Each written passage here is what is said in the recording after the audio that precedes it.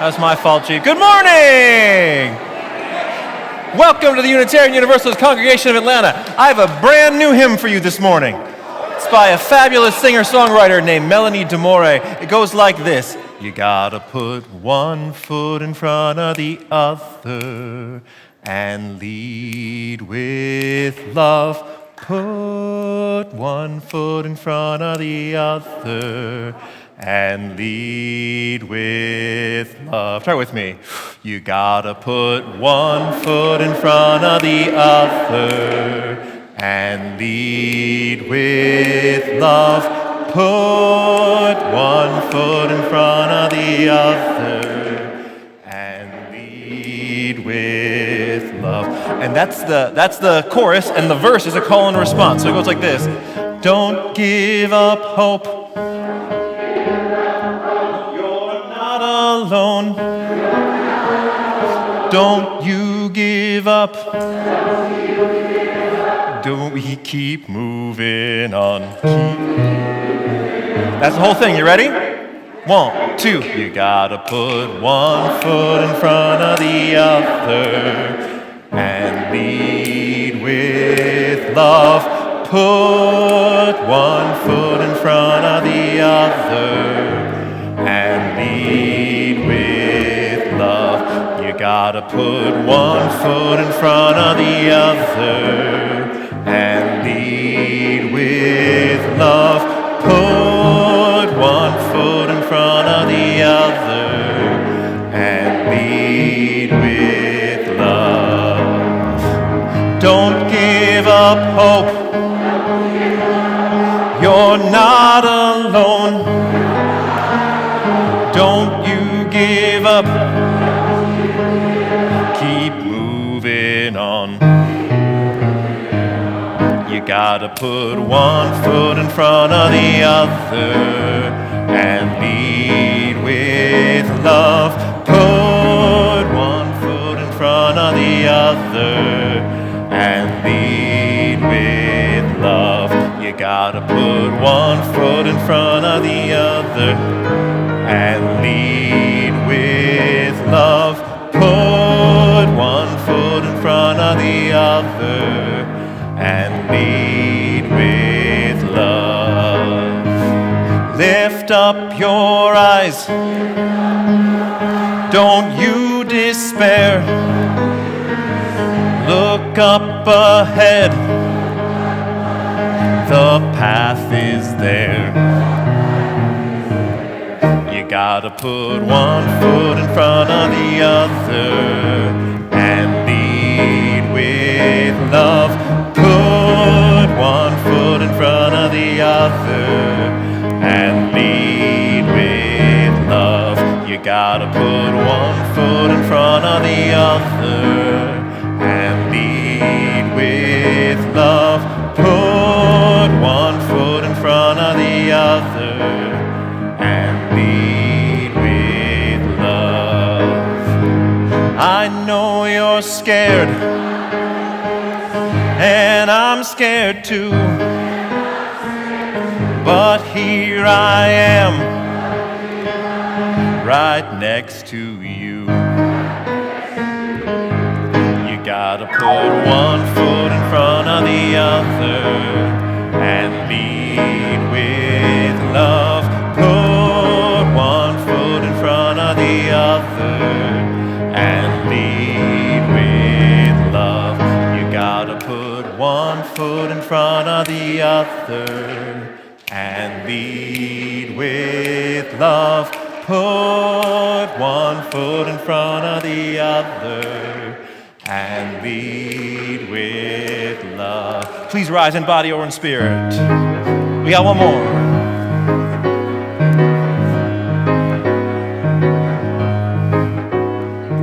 Hush, hush, somebody's calling my name.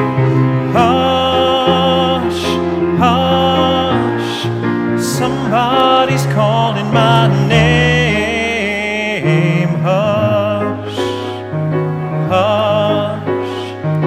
somebody's calling my name.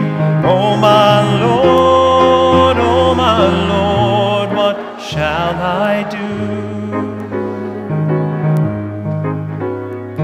Sounds like freedom, somebody's calling my name. Sounds like freedom, somebody's calling my name. Sounds like freedom, somebody's calling my name.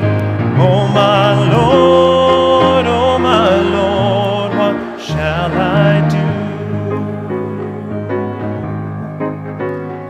Sounds like justice, somebody's calling my name. Sounds like justice, somebody's calling my name. Sounds like justice, somebody's calling my name. Oh my Lord, what shall I do? I'm so glad that trouble don't last always. I'm so glad that trouble don't last always. I'm so glad that trouble don't last always. Oh my Lord, what shall I do? Oh my Lord, what shall I do?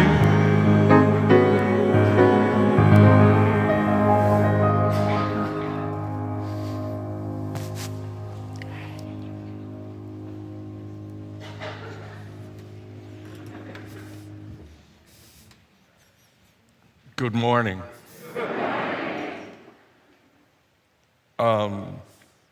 Our opening words this morning are from Bayard Rustin.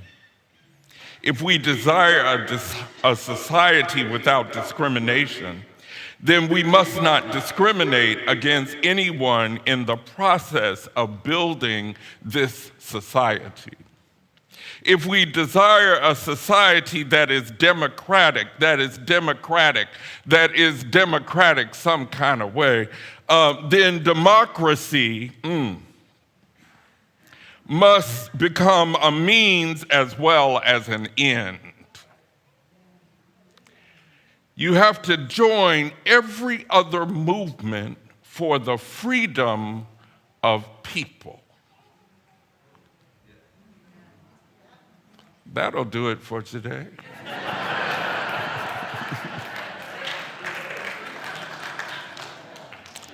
I'm Duncan Teague. It says senior minister, but we don't have no junior minister, so. Of Abundant Love Unitarian Universalist congregation where I proudly serve in the West End community. And I love those folks and they love me. I am also the community minister here at UUCA.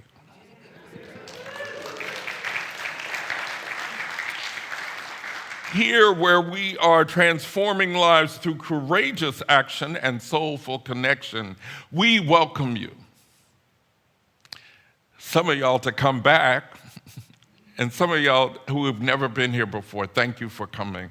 Thank you for choosing to be with us this morning.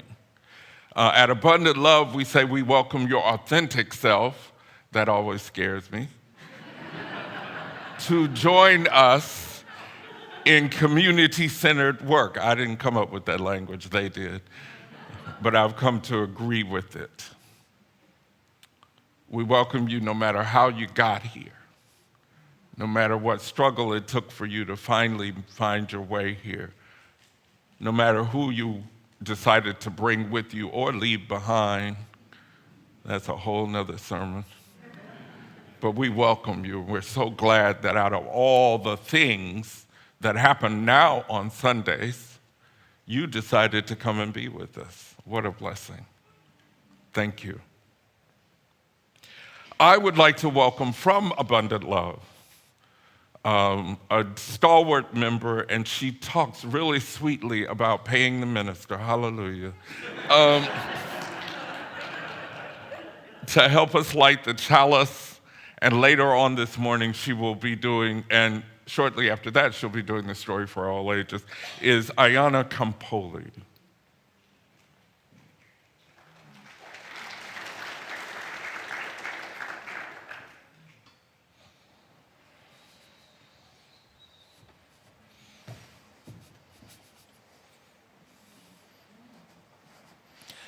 Let us say the chalice lighting words together. May the light of this flame illuminate our tradition of seeking, invite all who yearn for acceptance, and ignite our passion for justice and peace.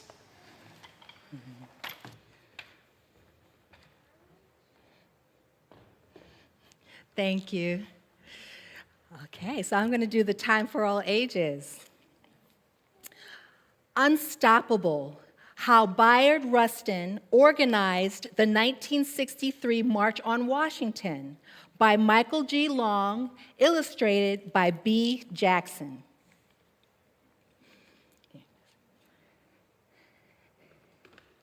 Bayard Rustin was a troublemaker.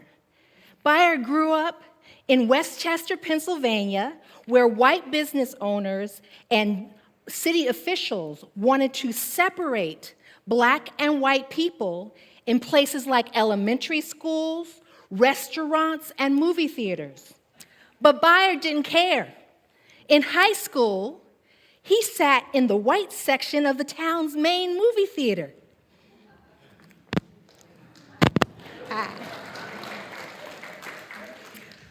The police arrested him, even though there were no laws in Pennsylvania requiring segregation at that time. A few years later, he was arrested again, this time for sitting next to white people on a bus.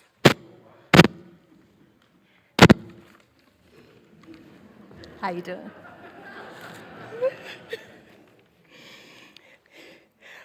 But Bayard was making trouble for a good reason. He wanted to change the laws and customs that kept Black people from living freely. Bayard wasn't the only one challenging unjust laws. As an adult, Bayard lived in New York City near his mentor, A. Philip Randolph. A. Philip Randolph had long fought for the rights of Black workers. Throughout the 1940s and 50s, they shared their dream of freedom.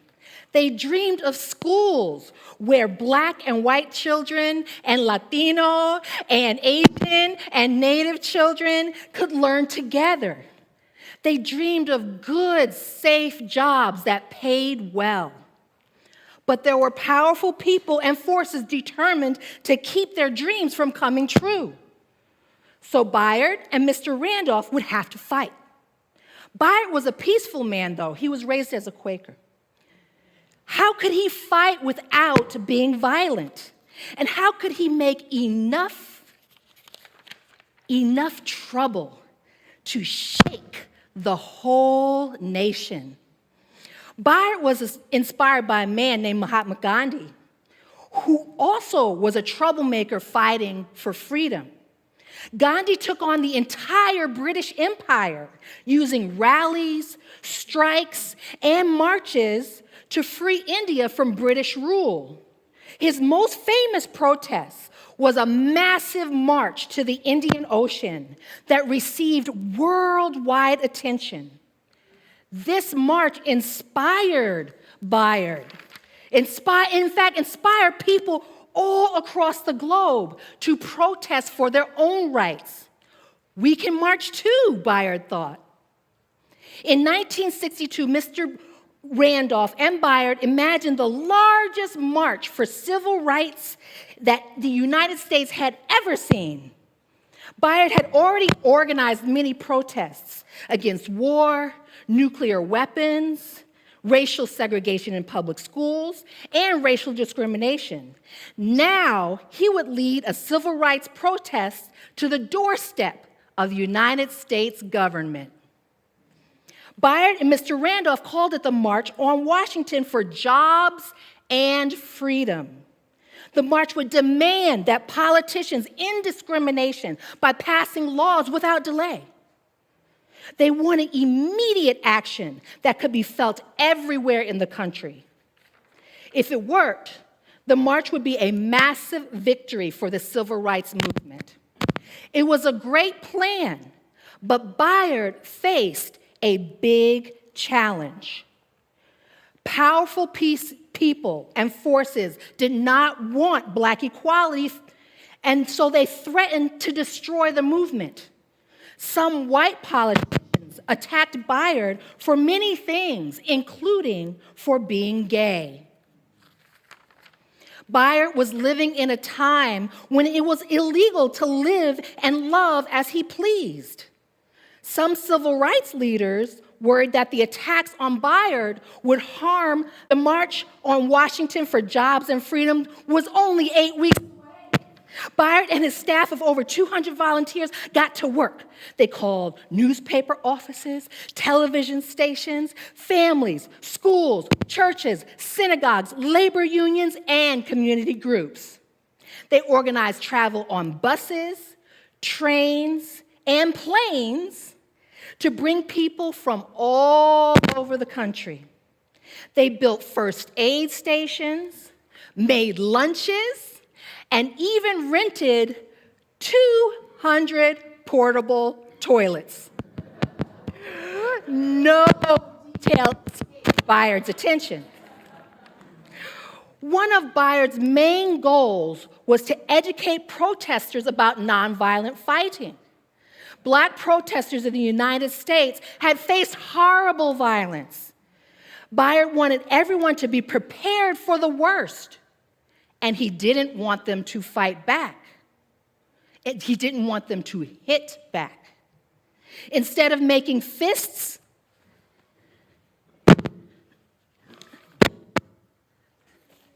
they could hold signs about freedom. Instead of kicking, they should walk from the Washington Monument to the Lincoln Memorial. Instead of shouting ugly names, they would sing beautiful songs. I'm on my way, and I won't turn back. I'm on my way. Thank God I'm on my way. On August 28, 1963, Bayard woke up early and walked to the Washington Monument. Only a few hundred marchers had arrived. Bayard was scared that the people might not come. His worries soon disappeared.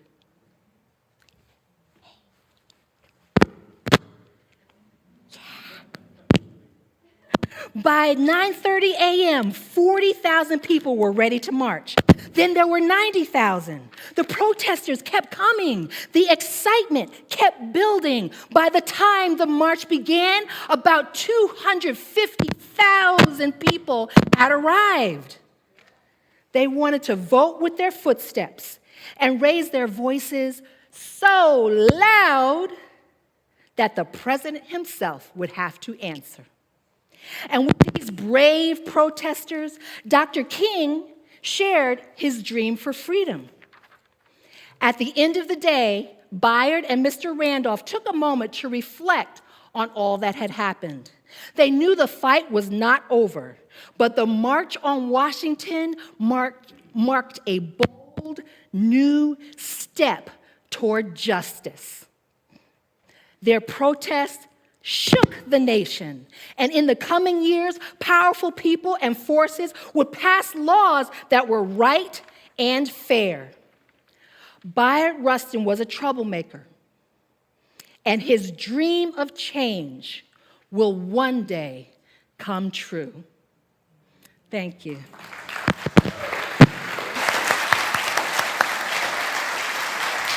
Thank you, Ayanna. That was great. I would like to invite some members of our Radical Welcome team to the chancel to help lead us in this morning's movement prayer. Please rise in body or in spirit.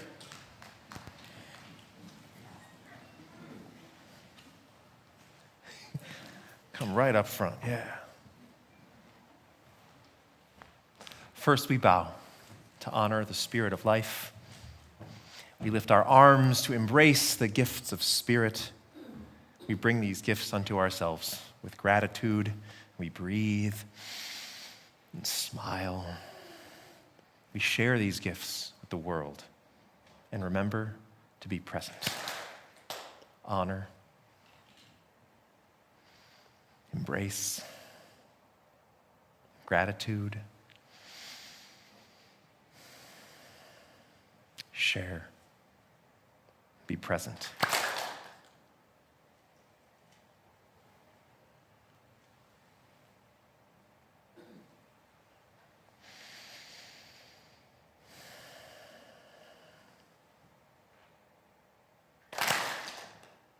Amen. At this time, we would like to invite our children, third grade and under, to exit and join their preschool or creative workshop over the location down the hall. And as our children recess, please take a moment to greet your neighbor, especially someone that you have not yet met.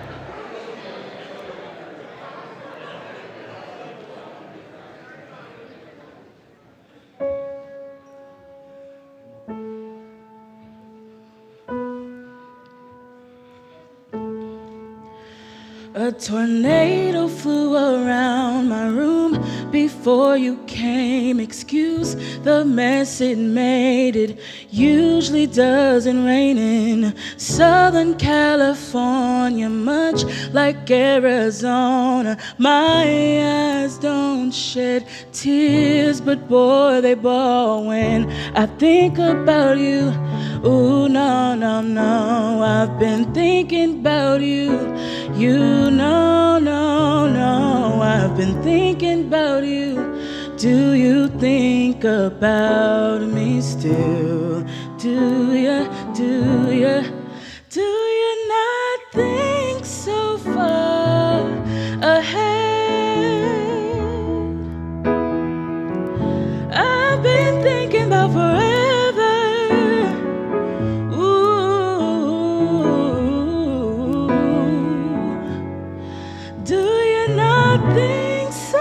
far ahead. I've been thinking about forever. Ooh.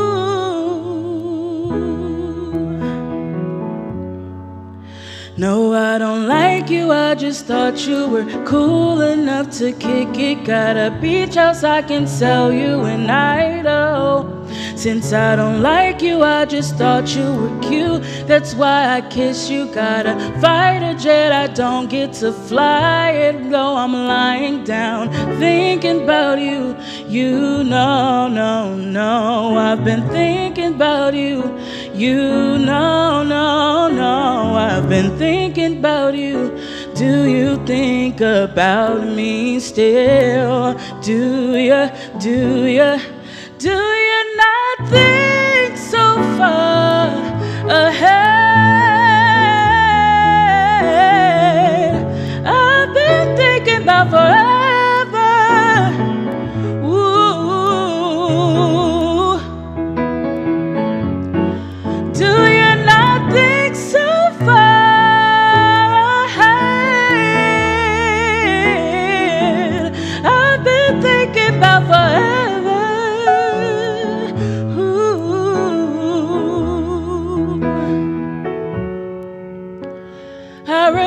How could I forget how you feel?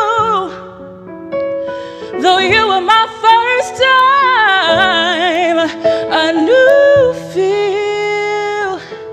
It will never get old, not in my soul, not in my spirit. You keep it alive. We'll go down this road till it turns from color to black and white. Or do you not think so far ahead? I've been thinking about forever. Ooh. Or do you not think so far?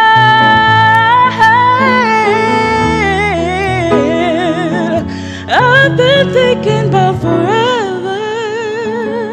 Ooh.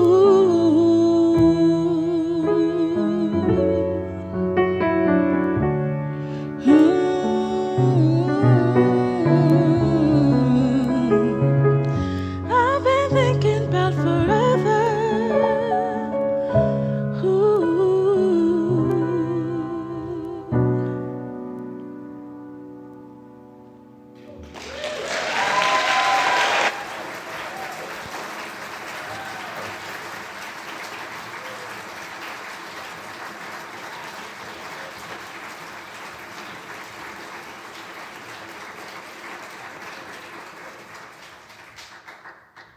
She's really good at singing.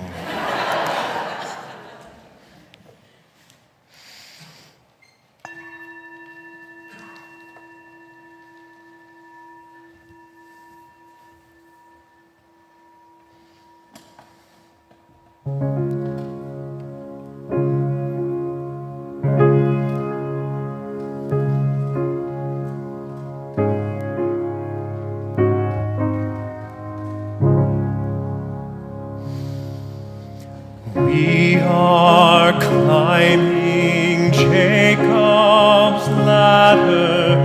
We are climbing Jacob's ladder. We are climbing Jacob's ladder. We are climbing on. Every round goes higher, higher. Every round goes higher, higher. Every round goes higher, higher. We are climbing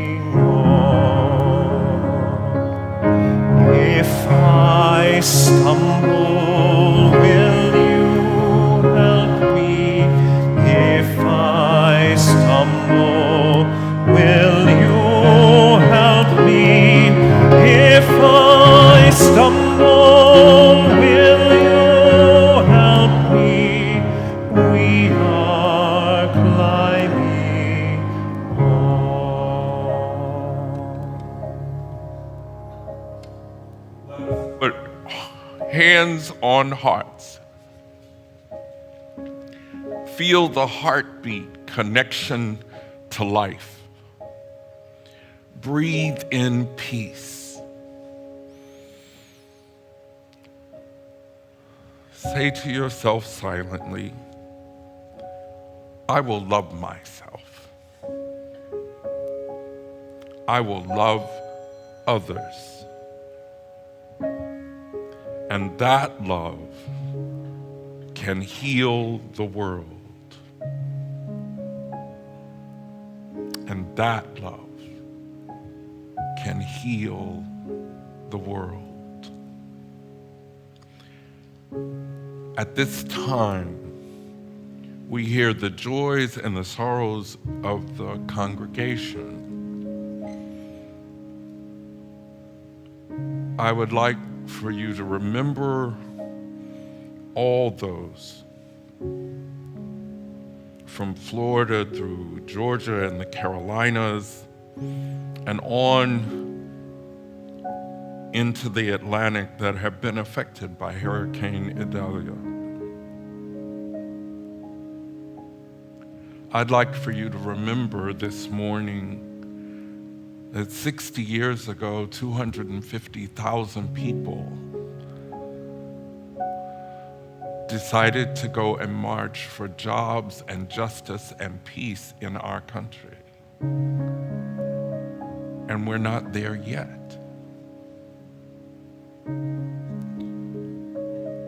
Here among our own community here, Jenny Howard, former member and mother of lifelong UUs, has passed away at 76 after an illness. Our thoughts and our prayers are with the family. From Abundant Love, one of our dear members, Dion Stalwart's sister, has a child, and her child has a child who has been very ill. While she was recuperating from the physical manifestations of her illness and getting better, other problems arose. Please hold this line of strong women and their partners and remember them in your prayers. You're invited to say the names of people that you're holding in your heart this morning. Speak their names out loud into this holy space right now.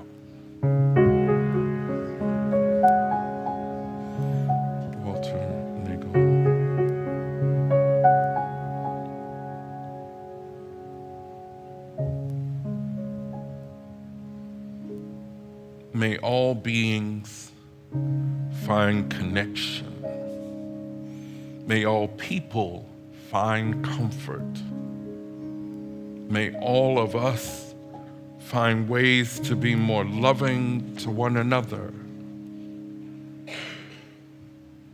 Spirit of life, love eternal, we rest in holy gratitude.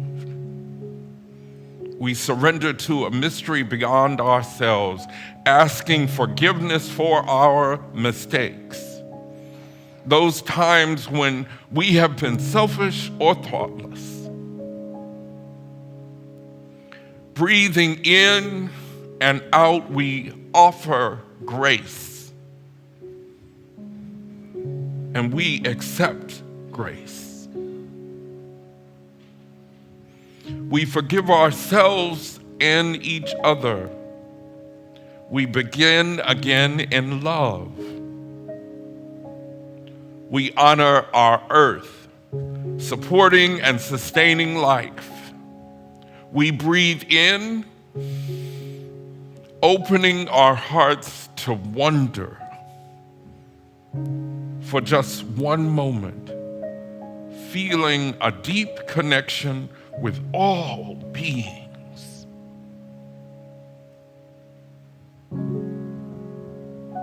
Let us calm our bodies, our minds. We breathe in peace. And then we exhale. we relax into this space that our intentions make sacred.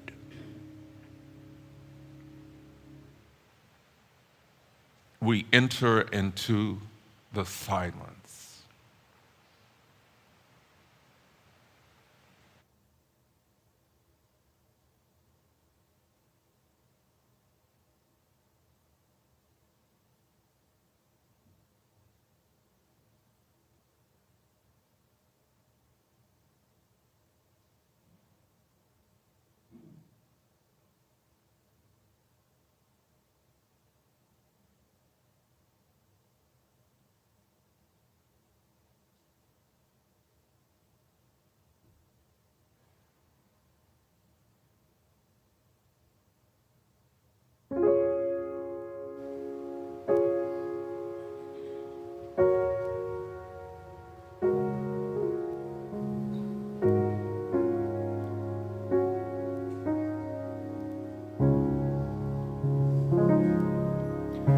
We are climbing Jacob's ladder. We are climbing Jacob's ladder. We are climbing Jacob's ladder. We are climbing on.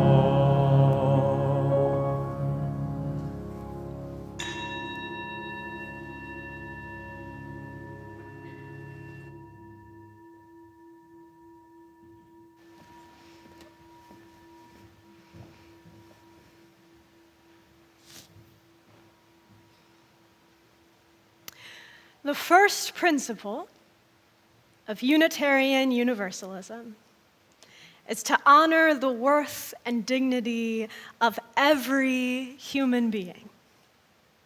In this year of devotion, we must confront the human beings who are consistently deprived of their rightful worth and dignity, both by their fellow individuals and by the state.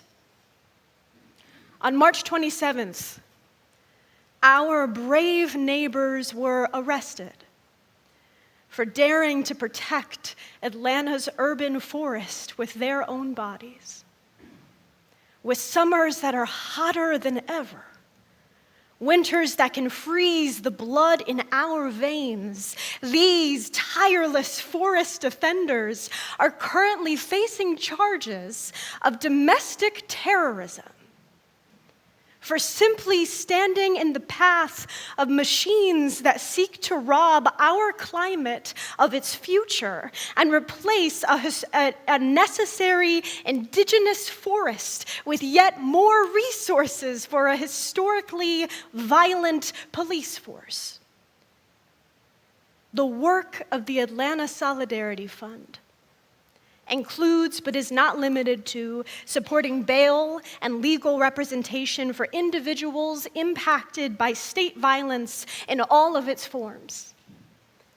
In the wake of the Weelaunee forest raids, the organizers of our Solidarity Fund were arrested on false charges of charitable theft and money laundering, despite their well-documented legal practice of bailing out protesters. Atlanta Solidarity Fund's need for aid is sustained. Atlanta's need for political resistance is sustained. And thus, through our new Share the Plate program, in which we will split our offering plate every week for the month of September with the Atlanta Solidarity Fund, our commitment to giving must be sustained. The poet Gwendolyn Brooks once wrote, "We are each other's harvest. We are each other's business. We are each other's magnitude and bond." In the spirit of this devotion, I invite you to join me And kicking off this month's Share the Plate effort to sow a seed of generosity toward the Atlanta Solidarity Fund while you support our vibrant community. The offering will now be given and most gratefully received. This next song was written by Chari and her musical partner, Olivia. It has impossibly too few listens on Spotify. So after you hear it today, go listen to it 80, 90 times this week.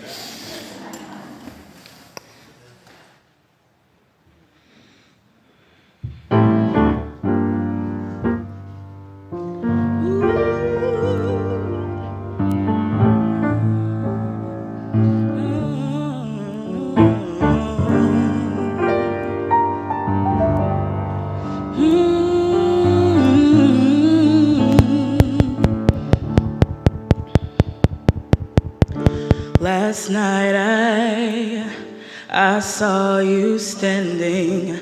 I started pretending I knew you, and you knew me too.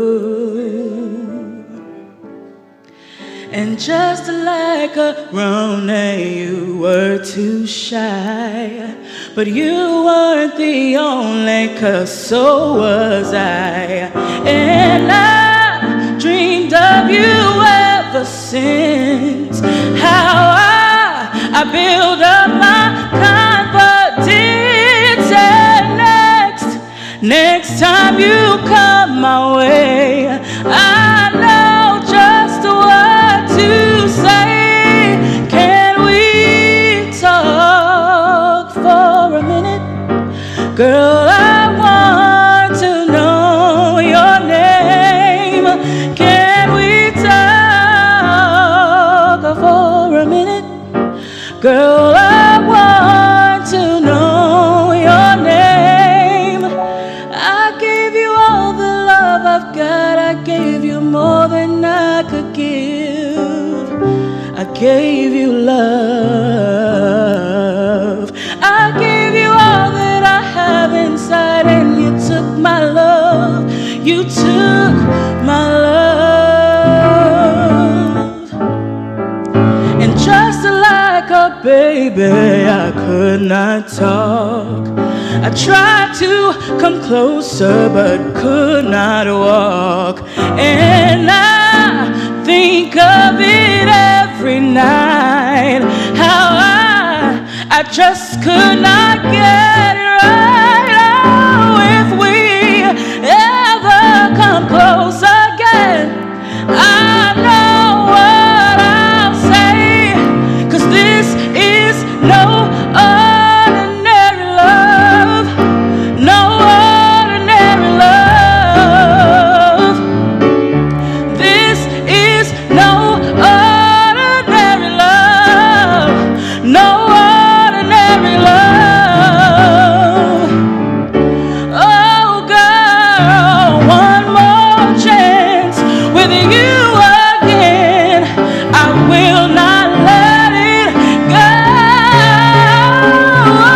Please give me just one more chance for love, love, love. Can we talk for a minute? No Girl, I want to know your name.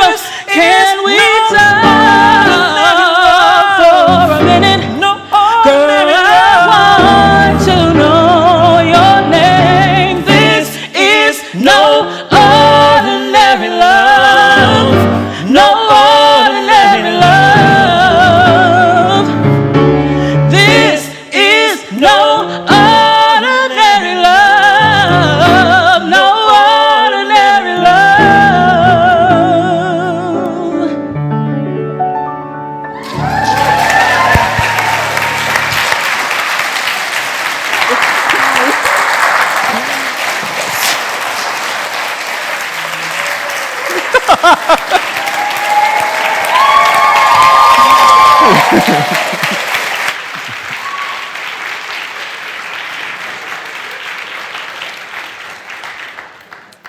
I know I'm just supposed to bless the offering, but y'all know I ain't right. Did you like it? When she is walking across stage to accept her Grammy, y'all say, I was there. Talking about a gift to this congregation. Girl, you can sing. Anytime you want to come over to Abundant Love, we'll find a way to put you on program. Let's bless these gifts to the work of this congregation, which is weaving a tapestry of love and action we call community. We dedicate our lives, and these are offerings. That's what we mean by giving. Sing from your toes. You are fabulous.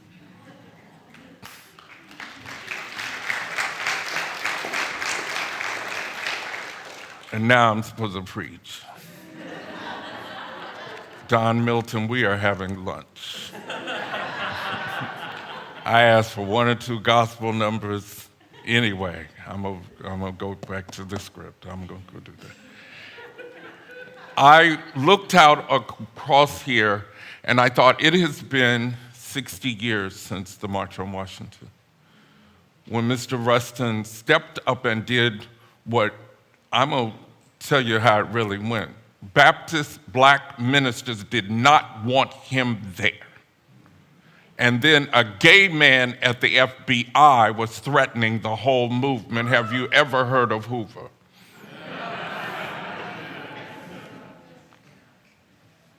And he went on ahead and did his work. That's why we're claiming him this morning. Is there anyone here who was at that march? If you'll stand. Wow. I thought for sure we'd have 1 or 2. Okay. I was not there. I could not have been unless somebody carried me. For the record.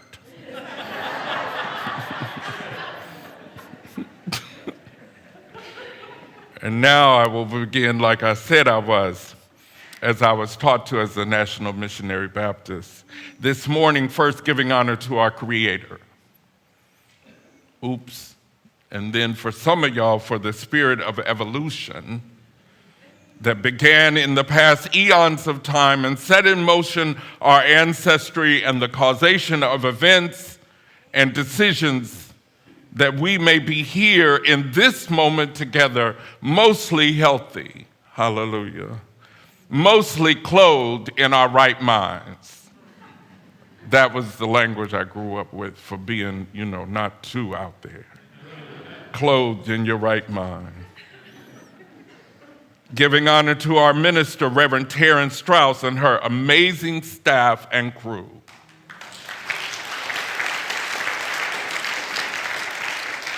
They make it a pleasure for me to come and be with you. Here at my home congregation, by the way. Thank you to Abundant Love, to the entire community for their support of our ministry centered here in Atlanta in the West End, but who always supports our ministry being bigger than what we could ever imagine. And this morning, happy Black queerness and pride.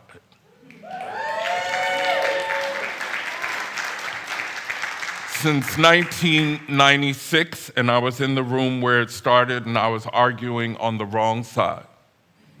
I thought that 10 Black queer folks needed to take over the other pride celebration. And I had it all mapped out, but they didn't. They said, Duncan, we need our own. And they were right. And this is my 39th Labor Day weekend here in Atlanta. Yeah, I was a small child. Anyway, and I have come a long way, and how grateful I am. And may we do humbly service to someone who is still struggling this morning with their racial and or sexual and or gender identity. I'm fortunate to have arrived when I did, where I did, not only here in Atlanta, but in the universe. In my time, I didn't deal with some of the stuff that Bayard dealt with, some of the time. But I've been celebrated, not just tolerated, for being exactly who I am. We should cue I am who I am and leave, but anyway. And to Bayard Rustin, thank you for living in such a way that what you did for African Americans and people struggling all over the world for freedom has grown and been inspiring in ways that you might not have ever imagined, Bayard. But thank you. And I hope you did imagine it.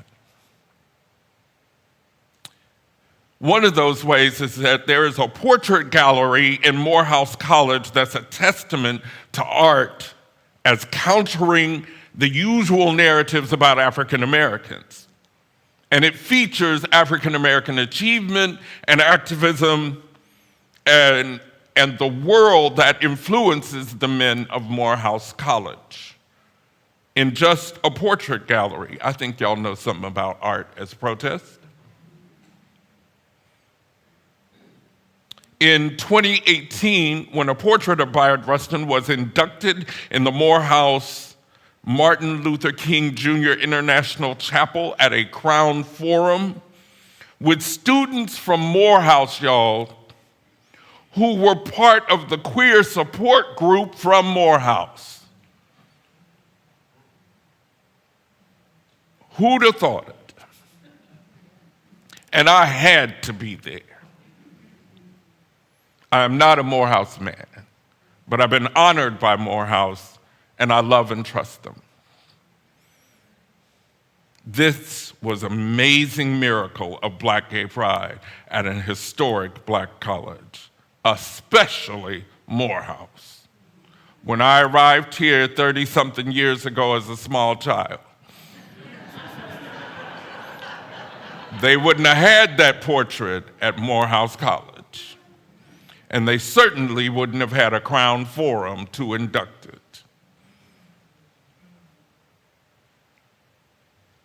And we only have enough time to skim over just a few of Rustin's achievements, and then you're going to have to do homework. Because as his children now, we will just have to do that. There's a new biographic film that's coming and rumored to be Oscar-worthy. So you want to do your research before that comes out so you can sit there and do what we do, you know, when we know stuff.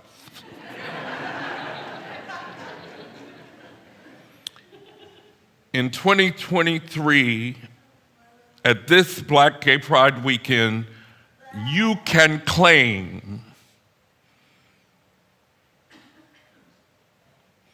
a parent who is Black and gay, a spiritual parent.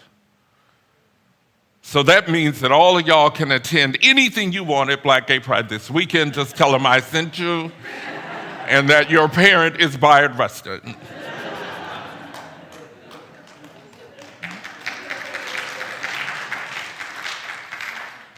I have to quickly veer from the script, tech teams, and I promise I won't stay long.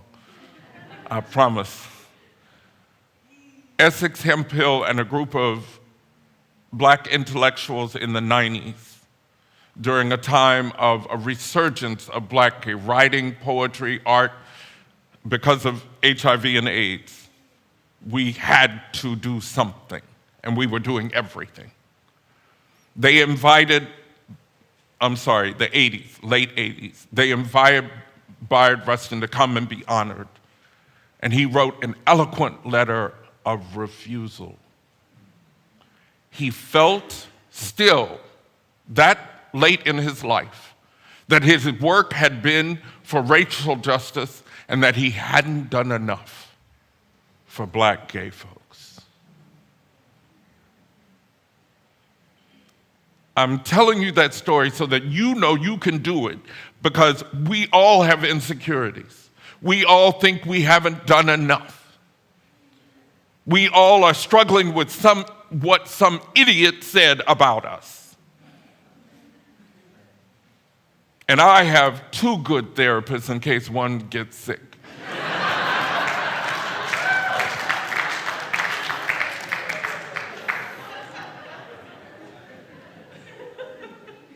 We know all about his organizing at the National March on Washington. Thank you so much, Ayanna, after that sermon, Reverend Campoli. Anyway, I had no idea she was going to do that.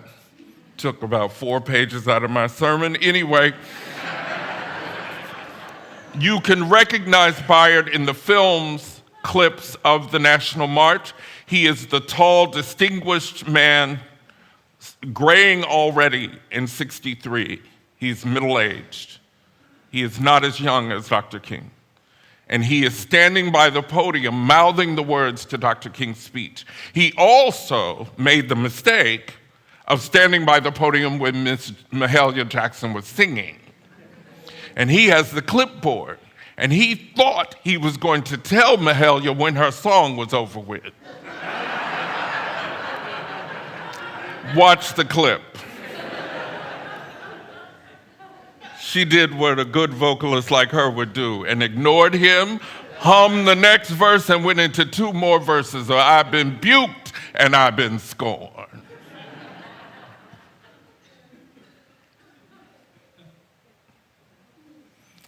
In 1963, he had already gone to jail. Now we know from the time he was a child, many times, for fighting for our freedom. Fighting for what he believed was right. He had already helped Dr. King discover the ways of Gandhi. When Bayard arrives in Montgomery, Dr. King has Baptist deacons standing around the house, and they are not holding Bibles. It's Montgomery, Alabama. It's in the late 50s. Dr. King is very young, and they had shot through the house. And the only reason Mrs. King and I don't know if Mrs. King had delivered Yolanda yet or not, the first child, the bullet went over here, they were over here. So the Baptists did what Baptists do. We'll pray for you, but you might be in the way of the bullet. Bayard said, Dr. King, you got to get rid of the guns.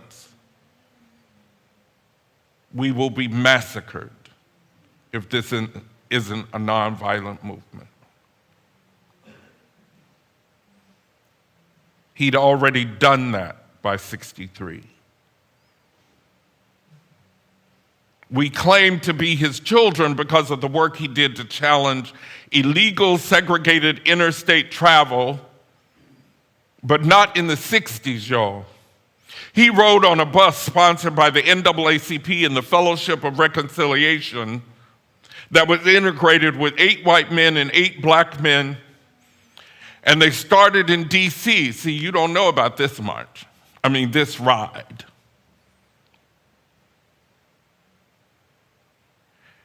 And on their way through North Carolina, they were faced with a mob of white cab drivers who were going to get them after they were arrested and got out on bail. They were all convicted of resisting arrest because they were doing nonviolent action.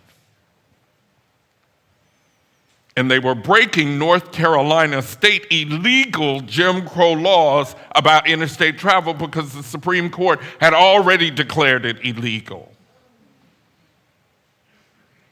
We have some laws going on in a state just south of us, and some they're trying to do here that are illegal, y'all.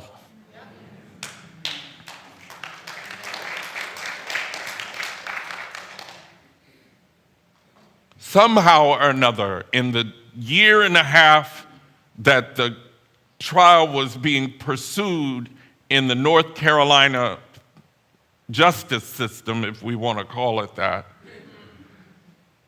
the lawyer who had the tickets that proved they were interstate travelers lost the tickets. Now, we know why he lost the tickets. He was a black lawyer with the NAACP in North Carolina. I am sure they had the names of his children and everybody in his family and said, either you lose those tickets or.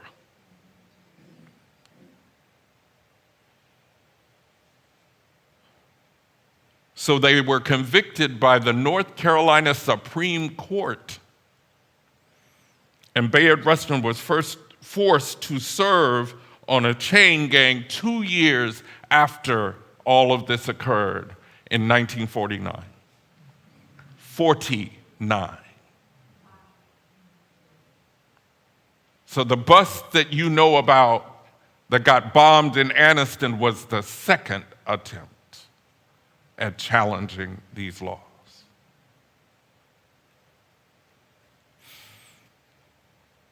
The journey of reconciliation is what they called it. 1947. And now we live in a time when they want to erase racial justice history from American history because it makes you uncomfortable. Well, shucks. Have y'all ever been uncomfortable? I just need to check in with my folk. I see you.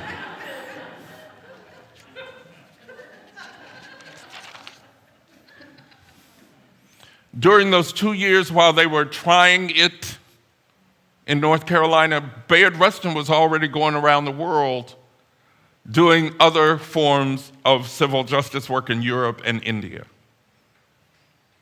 He was all that, y'all.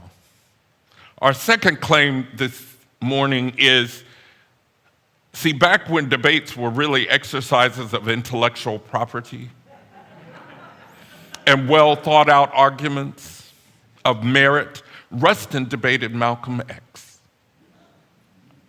He was adamant that social change could come as it had in India through nonviolent means. He had become convinced once that we had the Voting Rights Act passed, once we had the ability as African Americans to influence the ballot, we could free ourselves without violence.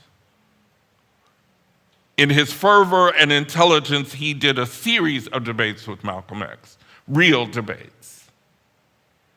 So we're honoring also Malcolm X because in those debates, it never devolved, nor was it expected or in any way intimated that the two great minds who disagreed on tactics and methodology, same goal, freedom, but two different ways of looking at it. We're honoring Malcolm also because neither of them would act like a junior high school student by pursuing victory of the debate by personally insulting the debate challenger. I don't mean to be insulting to junior high school students. Compare that concern, nonviolent social change, with by any means necessary. Compare that kind of intellectual, rigor with what we call a debate now. Yes, we will claim our ancestral parent, Bayard Rustin, for his willingness to enter that debate and discussion publicly with one of the most ferocious and fearless minds in history, Malcolm X. And Malcolm never used Bayard's sexuality as a ploy to win the debate. Can you imagine that ever happening now? They were more concerned about the cause, the goal, than being destructive or disrespectful of the other person that you're fighting with. We need his fatherhood because we have unjust laws today. We have tactics that must reflect our best interest, even if we disagree about the tactics, and we do. Some of y'all don't even like this suit.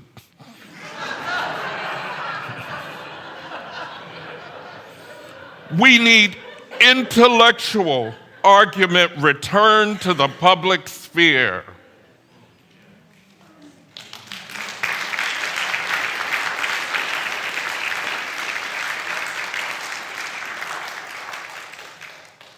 At that induction ceremony, a Morehouse man pulled Dean Carter, Dr. Dean Carter of the chapel at the Crown Forum aside. And he said to Dean Carter, "Is that his son?" The answer today for all of us is yes.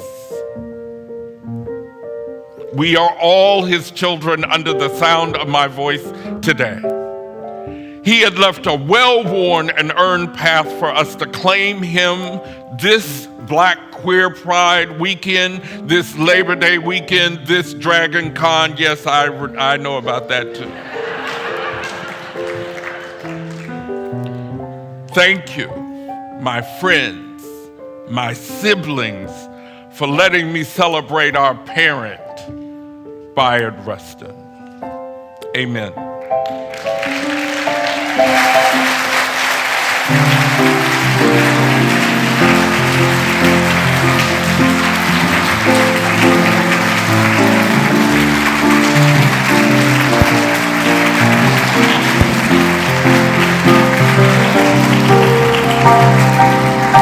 I wish I knew how it would feel to be free. I wish I could break all these chains holding me. I wish I could say all the things I could say. Say 'em loud, say 'em clear, for the whole world to hear. Say 'em loud, say 'em clear, for the whole world to hear. I wish I could share all the love in my heart. Remove all the bars that still keep us apart. I wish you could know what it means to be me. Then you see and agree everyone should be free. Then you see and agree everyone should be free. I wish I could give all I'm longing to give. I wish I could live like I'm longing to live. I wish I could do all the things I can do, though I'm way overdue. I'll be starting anew. Though I'm way overdue, I'll be starting anew.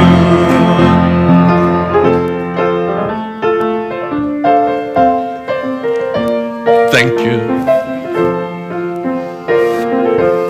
It has been said to you in olden times that thou shalt not kill. But I say unto you, do not call a man a fool. And he might have added, Mr. Rustin, For if you do call him such, you automatically separate yourself from him and violence begins. That which separates man from his brother is evil and must be resisted. My paraphrase for our day is, that which separates us from our sisters, our bristers, our brothers, and any of our siblings is evil and must be resisted.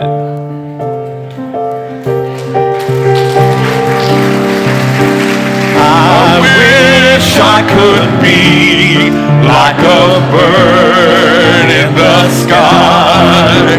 How sweet it would be if I found I could fly.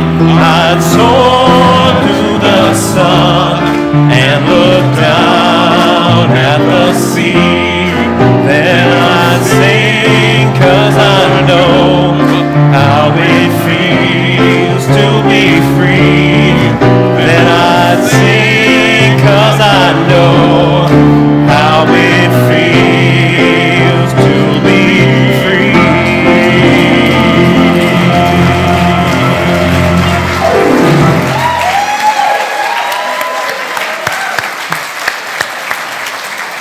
Go in peace, y'all. See you next week.